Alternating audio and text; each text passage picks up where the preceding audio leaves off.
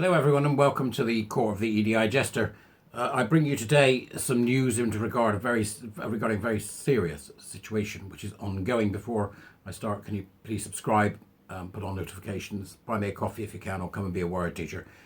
This is an ongoing thing and it's been going on for some time, and I've made fun of the particular individual in the past, but this is now, it's well beyond being something that should still be going on, but it is. We haven't been able to get to an end of it by having this absolute horror of a man fired.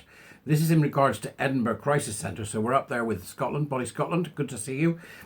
Edinburgh Crisis Centre, designed to protect women who had suffered serious sexual violence, is condemned for failing them in a damning report. So this is a report that's come out in light of other revelations from the controversial Rape Crisis Centre. It begins. A controversial rape crisis centre damaged victims of sexual violence by hindering their access to biologically female counsellors. It just needs female counsellors. A damning report has found. Edinburgh Rape Crisis Centre, ERCC brackets, run by trans woman was blasted for many serious failings, including not putting the needs of survivors first, let alone having a bloke in charge of it. The independent investigation condemned the centre for insisting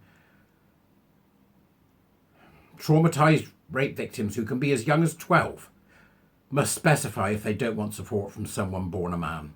They mean if they don't want support from a man in a rape crisis centre. It's like, even the language, they can't get the language right. It's interesting.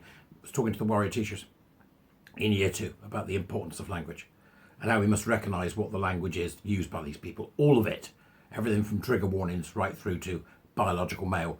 We stop using the language. And when you hear them use one of these terms, which you should memorise, I'm not kidding, you should memorise, you should know all the terms, the immediate thing to say is, I don't speak woke. Stop using that language.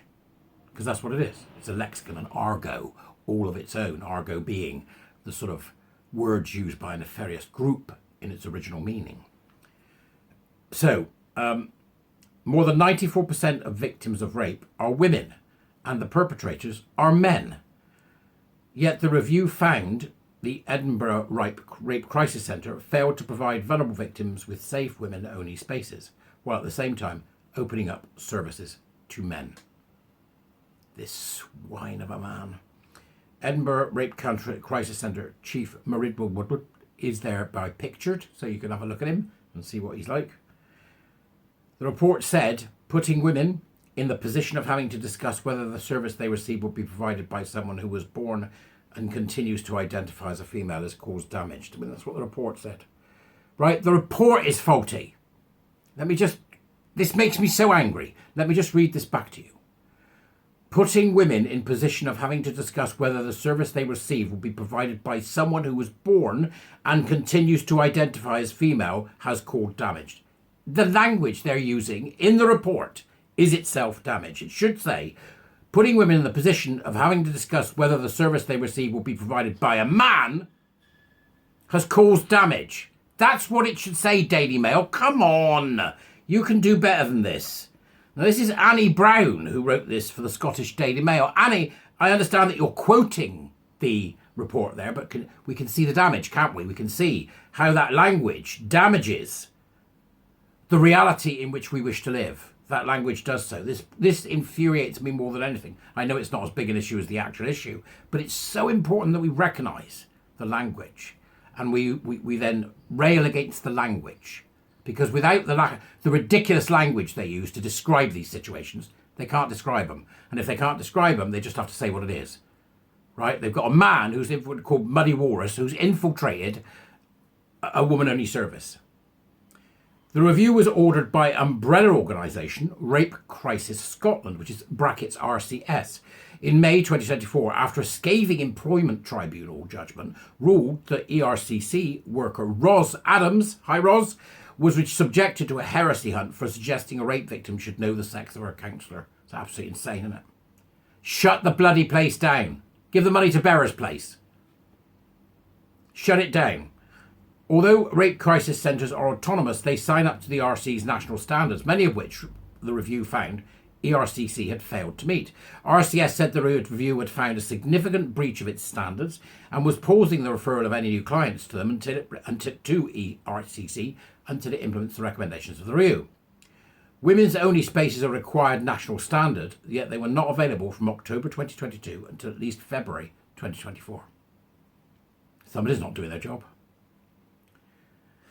That's when ERCC knew it was facing a tribunal and would be under scrutiny. The review was heavily critical of Wadwa Walrus, who self-identifies as a woman. He doesn't. He doesn't self-identify anything. He's a man. As a man who cross-dresses. The review was heavily critical of Wadwa, who is a man who cross-dresses in public. That's what it should say. He does not have a gender recognition certificate and is legally a man. He's a man in every single way. I don't care what the law says. It's a bloody fiction. Get rid of it. It found her to be a domineering as chief executive.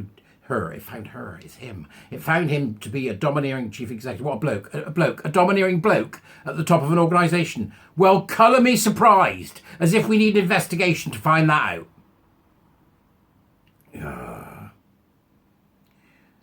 He failed to set professional standards of behaviour within the organisation. And then it says, he was portrayed as incompetent, overseeing an organisation with systemic failures and a chaotic approach in key areas such as financial transparency, training and safeguarding. For the love of God, get this bloke out. Why are they messing about? The charity commission should walk in and go, get him out or you're done. Oh, well, but I'll take you to a tribunal. Go on then. Take the hit, because right now your service is no good to anyone with this mincing, larping, cross-dressing nut job at the top. Get him gone. Now, Walrus was placed on leave from June this year, a month after he was blamed by the Employment Tribunal for being the invisible hand in the victimisation of Miss Adams for her gender-critical views. He wasn't the invisible hand. He was the one that was, he was holding the whip. Right? He was pulling the rope while they hung her. He was lighting the pyre while they burnt her. Utterly vile creature. The reviewer, charity sector consultant Vicky Ling, said she was also told victims were not using the service because they deemed it unsafe, given there was no guarantee of being seen by a counsellor. And again, they've got born female. A female counsellor, being seen by a woman. There's only one kind of woman. This is a real nub of the thing case, isn't it? You know, when you've got a rape crisis centre run by a larping bloke in a bloody dress, which hounds a woman out of her job because she doesn't like the idea of the larping woman in a bloody dress and not being able to provide proper service to women who have been raped. Raped! By men.